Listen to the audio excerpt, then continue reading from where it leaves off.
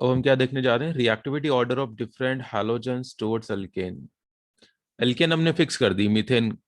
अब हैलोजेंस अगर आप चेंज कर रहे हैं, फ्लोरीन, क्लोरीन, ब्रोमीन, आयोडीन, तो इनके रेट ऑफ रिएक्शन में का क्या ऑर्डर होगा वो अपन देखने जा रहे हैं।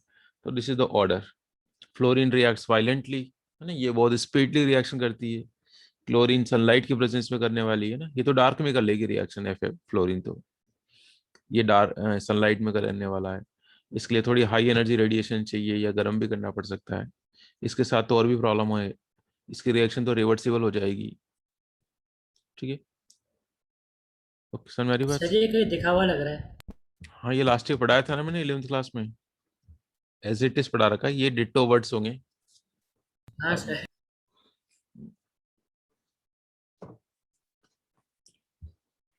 तो पहले ये 3 रिएक्शन लिखो, फिर ये फोर्थ वाली समझाता हूँ ये रिवर्सिबल क्यों हो गई।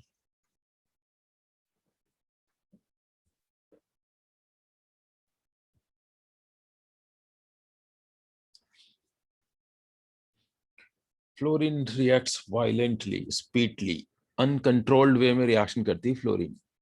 तो जनरली अपन फ्लोरीन के एग्जांपल कराते नहीं है ना, क्लोरीन या ब्रोमीन के एग्जांपल से कराते हैं।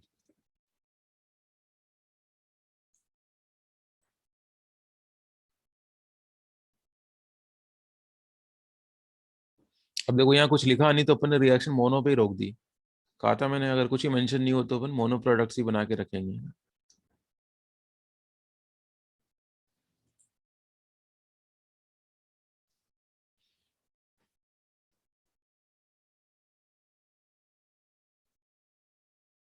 सर इसका कारण क्या हो सकता है किसका कारण? कि सारी फ्लोरीन क्लोरीन से ज़्यादा रिएक्टिविटी। ये देखो इसके दो कंबाइंड रीजन होते हैं। एक थोड़ा रफ आइडिया में देता हूँ। जो एफ और एफ का बॉन्ड है ना, वो जल्दी ब्रेक होता है as compare to C L C L bond. तो ये बॉन्ड जितना जल्दी ब्रेक होगा, ये उतना ही जल्दी से इसके पास जाएगा, एच के पास, और एच को सब्स्टिट्यूट कर देगा। ओके, अब बात आती है ये बॉन्ड जल्दी ब्रेक क्यों हो जाता है, उसका रीजन भी देख लो आप। सर रीजन साइज हो सकता है क्या? हाँ। सर रीजन साइज हो सकता है क्या, साइज? हाँ, नहीं साइज नहीं है यहाँ पर। साइज तो छोटी है इसकी, है ना। देखो दो छोटे एटम है और ये दो बड़े एटम है, बताओ कौन सा बॉन्ड ज्यादा स्ट्रांग होता है, दो छोटे एटम के बीच का या दो बड़े एटम के बीच का? सर छोटे एटम पर। छोटे एटम के बीच का बॉन्ड ज्यादा स्ट्रांग होता है ना, क्योंकि इनका न्यूक्लियस का होल्ड होता है इसके ऊपर।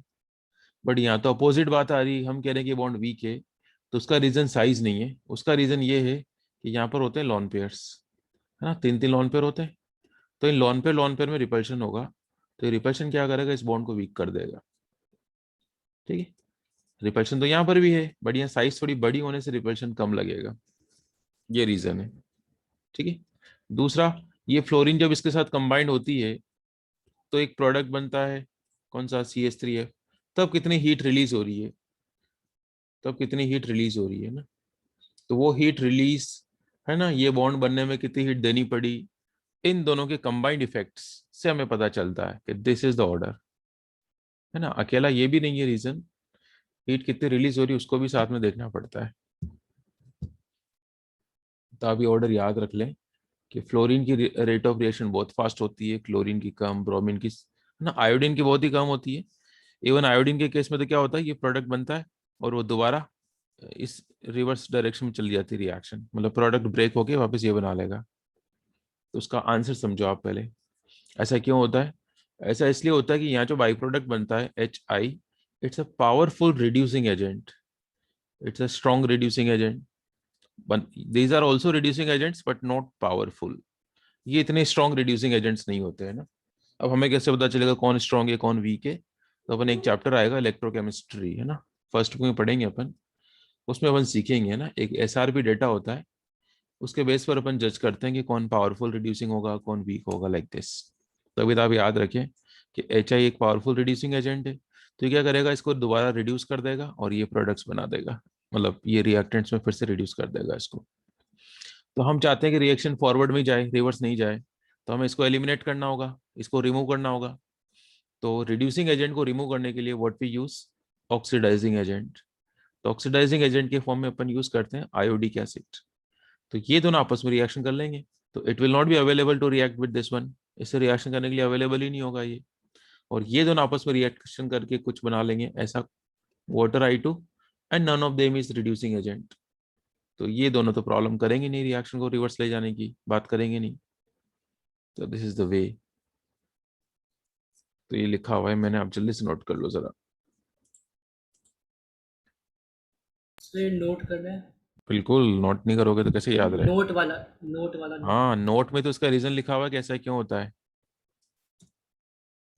जब भी मैंने बोला है ना, वही तो समझा रखा है इसमें कि how to stop the reversibility of the reaction, कैसे रोक सकते हैं आप रिवर्सिबिलिटी को। ये 2 बजे वाला टाइम थोड़ा ओड है, तो अपन अभी मैं फ्री हूँ वैसे तो अपन 5 बजे भी रख सकते हैं अगर आप चाहो तो। No sir. No sir. क्यों 5 बजे क्या होता है? सर वो फिर 5 से 6:30 से 8:30 या 8 अच्छा बजे तक चल अच्छा जाती है। अच्छा अच्छा, 8 बजे भी कोई क्लास होती है क्या? नहीं सर, 6:30 से 8 अच्छा, बीच में केवल ब्रेक। लगातार स्क्रीन टाइम हो गया। समझ गया समझ। 4 बजे रखें क्या? 4 से 4 बजे हो सकती है। सर समर वेकेशन डिक्लेयर हो गए ना स्कूल्स में। सारे स्कूल में नहीं हुई होगी पक्का से, ये प्राइवेट स्कूल वाले छोड़ते नहीं बच्चों को। सर हमारे तो पढ़ा ही रहे हैं अभी। हाँ मैं जानता हूँ, प्राइवेट वाले कभी छुट्टी नहीं देंगे। सर मंडे से है। अरे इनके नहीं करेंगे, देखना प्राइवेट स्कूल वाले भी। प्राइवेट स्कूल वाले कभी रूल्स कहाँ मानते हैं लोग।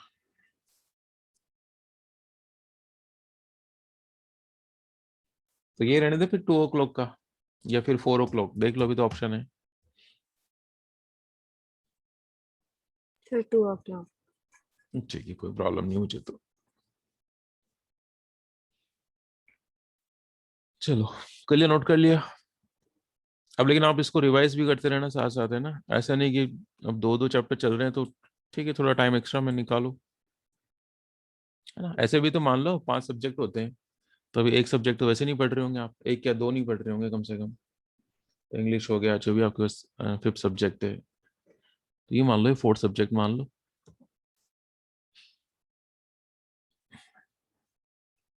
अच्छा, अगर एरो के ऊपर ये लिखा हुआ आ जाता है iodic acid, in that case it will not B reversible. अब देखो मैंने एरो कौन सा बनाया है, सिंगल वाला बनाया, और यहाँ पर नहीं लिया था, तो देयरफॉर ये रिवर्सिबल का साइन बनाया था मैंने।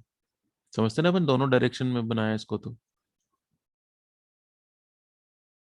ओके, तो ये कॉन्सेप्चुअल क्वेश्चन में पूछा जा सकता है कि what's the role of iodic acid, क्या होता अगर नहीं लेते तो ये वाली लाइंस अपन को याद रहेगी।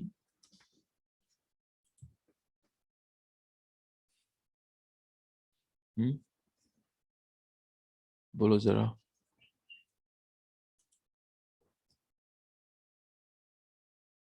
ठीक है, और ये आयोडिक एसिड क्या करता है, HI से रिएक्शन करके I2 प्लस वाटर बना लेगा।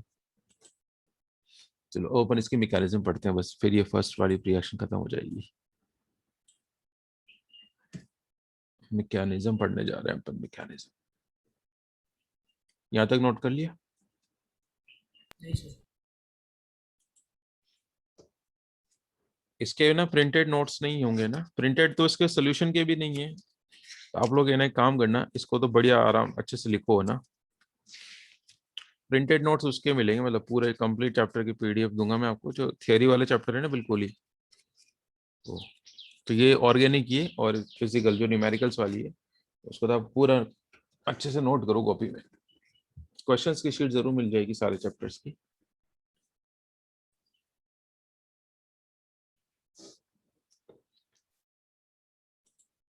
चलिए, हो गया? बोलो जल्दी बोलो। एक सेकंड। अब नोट कर लिया हो तो फिर हाँ हेडिंग सर डालो, बोलो। Mechanism of chlorination of methane. अब इसके मैकेनिज्म अपन पढ़ने जा रहे हैं। क्यों पढ़ रहे हैं? क्योंकि हमारे सिलेबस में मैकेनिज्म का मतलब होता है पाथवे, कौन से रास्ते से प्रोडक्ट बना है। यहाँ तो अपन ने डायरेक्ट लिख दिया, इट्स नॉट मैकेनिज्म। ये मीथेन प्लस ब्रोमीन, ये तो वन स्टेप में आपने प्रोडक्ट बता दिया, बट बीच में भी तो कुछ बना होगा, है ना। कौन से पाथ से ये प्रोडक्ट बना है वो अपन जानना चाहते हैं, उसे कहते हैं मैकेनिज्म। तो ये कौन सी मैकेनिज्म फॉलो करते हैं? ये फॉलो करता है फ्री रेडिकल सब्स्टिट्यूशन मैकेनिज्म। जो कि 3 स्टेप्स में कंप्लीट होगी। अब ये टर्म आई है हमारे यहाँ पर फ्री रेडिकल्स। तो मुझे बताओ, ये हमारे लिए फैमिलियर टर्म है, जान पहचान की है, या हम नहीं जानते इसके बारे में? सर रेडिकल तो है, फ्री से क्या कहना चाह रहे हो? सर ऐसे नाम इसको तो वो सुना 2 है। पार्ट्स में तोड़ के नहीं बताना है। और कोई? मैं बताता हूँ, ये वर्ड्स आपने कहाँ सुने होंगे। ये सुने होंगे आपने types of bond breaking, bond cleavage पढ़ा होगा ना, होमोलाइसिस, हेट्रोलाइसिस, हाँ सर। वहां पर ये नाम आते हैं। होमोलाइटिक ब्रेकडाउन कराते हैं ना बॉन्ड का, then we get the free radicals. और जब हेट्रोलाइटिक ब्रेकडाउन कराते हैं तो, अब देखो ये 11th क्लास की टर्म है, 11th में पढ़ते हैं बिल्कुल, तो मैं आपको अलग से लिखा नहीं रहा हूँ अभी, फटाफट सुन लो फिर जल्दी से। जैसे ए और बी के बीच में एक बॉन्ड है ना, इसमें 2 इलेक्ट्रॉन्स है।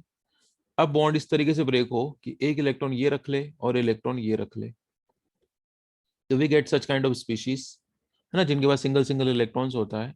तो ये जो स्पीशीज बनी है इन्हीं को बोलते हैं फ्री रेडिकल्स। और ये जो बॉन्ड टूटने का तरीका है, इसको कहते हैं होमोलाइसिस या होमोलिटिक। याद आ गया? अब अगर इसका अपोजिट हो जाए, अपोजिट का मतलब both the electrons are kept one of the element, जो ज्यादा इलेक्ट्रोनेगेटिव है दोनों इलेक्ट्रॉन वही रख लेगा, यानी अनइक्वल डिस्ट्रीब्यूशन हो जाए, then we get such kind of ions. तो आपको आयन मिलेंगे। तो इसको क्या कहते हैं? Heterolytic breakdown. याद आ गया लास्ट ईयर का? बोलो। ये तो पढ़ाया था, गया था आपको लास्ट ईयर। Yes sir. ठीक। तो बस अभी इतना ही सी जरूरत है। अब ये मतलब ये दुखी नहीं होंगे कि हमें तो याद ही नहीं है, अब ठीक है, याद कर लिया, खत्म बात। अब अपना, तो देखो ये 3 स्टेप में होने वाली है। पहले स्टेप लिखो जरा, चेन इनिशिएशन स्टेप। इनिशिएट होगी इसके अंदर, है ना, इनिशिएट होना मतलब स्टार्ट होना। तो इसके अंदर क्या होगा, इसमें रेडिकल का फॉर्मेशन होगा, फ्री रेडिकल का फॉर्मेशन होगा। अब यहाँ पर इनिशिएटर के फॉर्म में सनलाइट ही इनिशिएटर का ही रोल प्ले करती है यहाँ पर, यूवी लाइट्स। देखो मैं इसके बारे में लिखता हूँ जरा।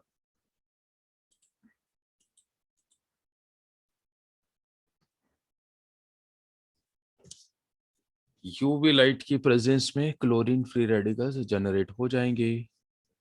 ये रही हमारे पास Cl2, है ना, यहाँ लिख देता हूँ मैं, थोड़ा सही से नहीं बनाया।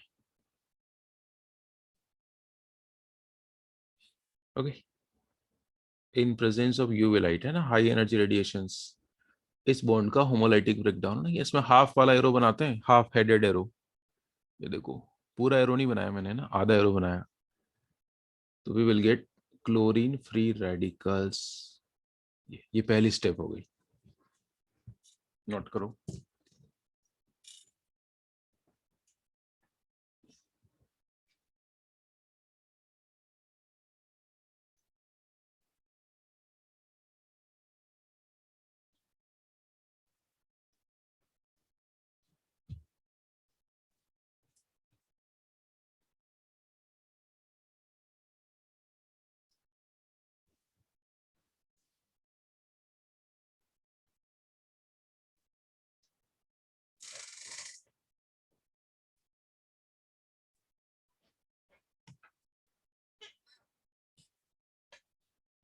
कर लिया?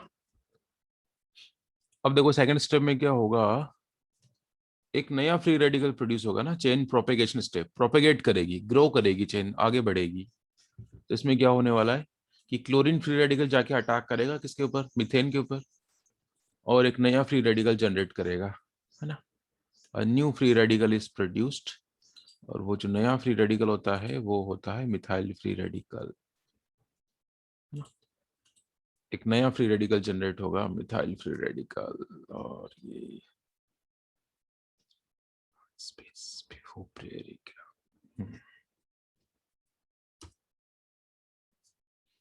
तो समझना जरा यहाँ पर।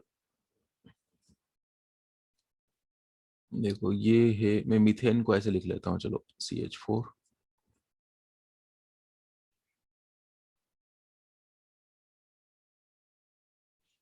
अब ये क्लोरीन, एक क्लोरीन रेडिकल आएगा यहाँ पर।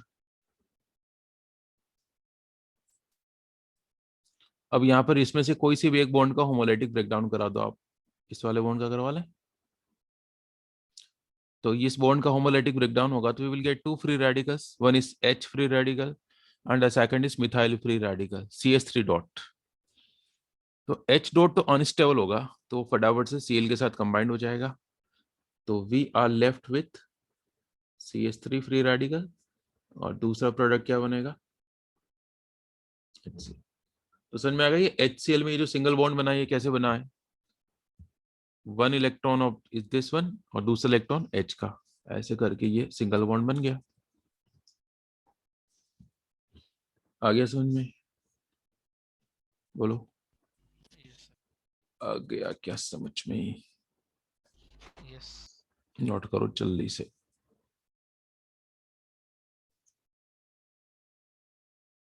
बस अब लास्ट स्टेप है, खत्म हो गया फिर तो ये। सर क्लोरीन के तो 2 फ्री रेडिकल थे ना। हाँ अभी दूसरा आ जाएगा काम में, चिंता मत करो ना। और 2 नंबर भी नहीं है तो ये 1 मोल है तो बहुत सारे है ना, lots of Cl dot are there, ऐसे नहीं कह देंगे 1 मॉलिक्यूल नहीं है ये, इट्स 1 मोल।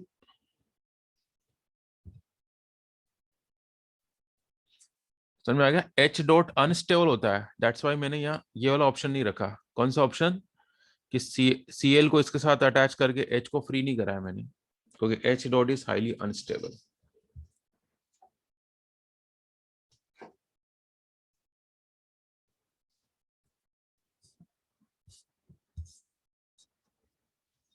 चलिए स्टेप थर्ड कर लिया नोट। स्टेप थर्ड में क्या होगा, फ्री रेडिकल आपस में कंबाइंड होंगे, है ना, इसका नाम है चेन टर्मिनेशन। अब चेन स्टॉप हो जाएगी, रिएक्शन स्टॉप हो जाएगी अब। तो देखो ये मिथाइल फ्री रेडिकल किसके साथ कंबाइंड हो गया, Cl डॉट के साथ कंबाइंड हो गया। आप कह रहे थे ना क्लोरीन रेडिकल बचा हुआ है, तो यहाँ काम आ गया ना, देखो मिथाइल रेडिकल क्लोरीन रेडिकल से कंबाइंड होगा तो we will get this product. अब दिस इज ऑल्सो पॉसिबिलिटी कि Cl radical can also combined with itself, तो ये वाला प्रोडक्ट बनेगा। तीसरी पॉसिबिलिटी ये भी तो है हमारे पास कि methyl radical can it's combine with itself. अब ये मत करना कि यहाँ तो एक ही था, एक नहीं है, ये बहुत सारे है ना, ये अगर 1 मोल है तो ये भी तो 1 मोल है, और 1 मोल का मतलब जानते होंगे आप कितने सारे मोल होते हैं। तो ये तीनों पॉसिबिलिटीज है। तो टर्मिनेशन स्टेप में क्या होता है, न्यूट्रल मॉलिक्यूल बनते हैं। प्रोपेगेशन में क्या होता है, एक न्यूट्रल एक रेडिकल। अंतर समझ में आ गया तीनों स्टेप्स में। इनिशिएशन में तो रेडिकल का फॉर्मेशन होता है, प्रोपेगेशन में एक नया रेडिकल और एक न्यूट्रल मॉलिक्यूल बनता है, और टर्मिनेशन में रेडिकल रेडिकल्स आपस में कंबाइंड हो जाते हैं। तो ये नोट कर लो, फिर ये बहुत ही अच्छा क्वेश्चन है, इसका आंसर दे दो मुझे।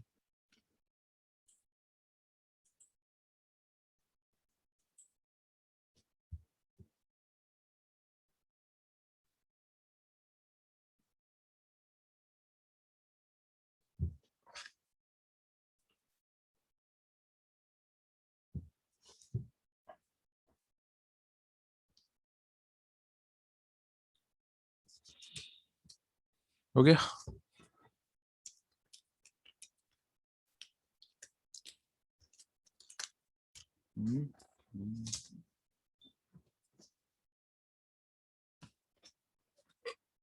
सर बोलो।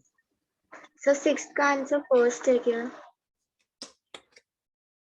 फर्स्ट, अगर ये मैकेनिज्म मैं नहीं बताता तब तो चलो फिर भी मान लेते, अब तो हम अपन मैकेनिज्म पढ़ चुके हैं।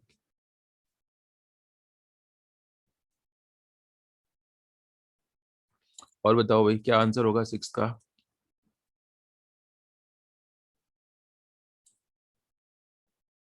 कौन सा प्रोडक्ट नहीं बनेगा ना, ये पूछा है इन्होंने।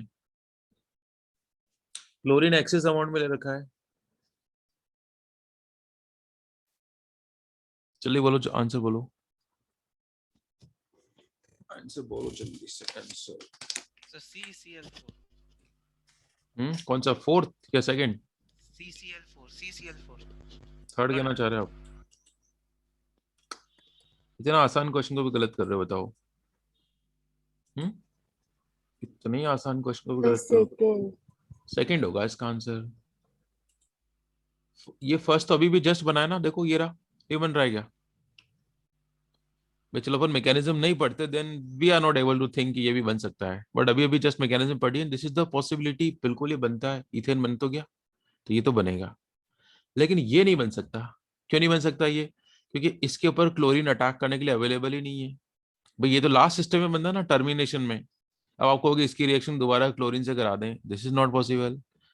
ये तो बनता है लास्ट स्टेप में, टर्मिनेशन का मतलब रिएक्शन स्टॉप हो गई है, no chlorine is available to react with this one, तो इसकी पॉसिबिलिटी गायब हो गई। ये बन सकता है बिल्कुल, ये भी बन सकता है। कैसे बन सकता है? जब एक्सेस अमाउंट में लेते हैं तो याद है पहली पहली क्लास में अपन ये पढ़ा था ना, ये तो बनते हैं, ट्राइक्लोरो टेट्राक्लोरो सारे बन जाते हैं। ये देखो कहाँ कराया था अपन ने इसको, ये रे देखो, ये रहा CH3 बनता है, CCl4 ही बनता है, नहीं बनता है क्या? Yes sir. कौन सा आंसर होगा इसका? सेकंड नहीं बनेगा। आगे क्वेश्चन में सर वो क्वेश्चन नोट करना है। हाँ बिल्कुल, क्वेश्चन नोट करो आप। ऑर्गेनिक में क्या होगा, मैं मोस्टली मतलब क्वेश्चन साथ साथ ही कराऊंगा, मतलब क्वेश्चन आंसर साथ साथ ही करेंगे इसके ना, फिर एक साथ चैप्टर खत्म होने के बाद दूंगा इसका असाइनमेंट। मतलब जो भी अपन रिएक्शन पढ़ेंगे ना, उससे रिगार्डिंग क्वेश्चन साथ साथ ही पढ़ेंगे, तभी जाके पता चलेगा आपको किस टाइप के क्वेश्चंस आते हैं।